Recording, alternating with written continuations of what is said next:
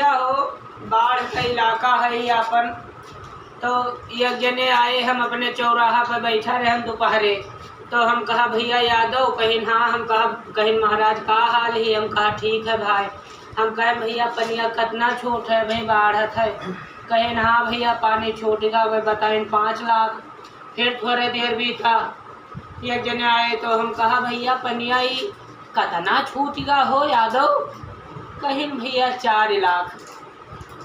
फिर थोड़े देर हम कहा यार कितना पानी छूटेगा।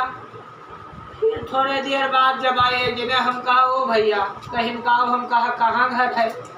कहीं भैया हमार घर है नदी किनारे एकदम वही फिरा। तो हम कहें कतरा पानी छूटेगा भैया, कहीं 3.5 लाख। अब हम सवेरे से यह ज्वरित घटाई है कि क्यों कहा 5 लाख, क्यों कहा 4 लाख, क्यों कहा 3.5 लाख। ये सब जोड़ो घटाओ भैया तो 12.5 लाख क्यूसेक पानी के मतलब छूट बतावे के हिसाब से।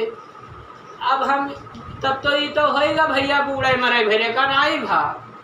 बहुत परेशानी है भैया, बहुत परेशानी है।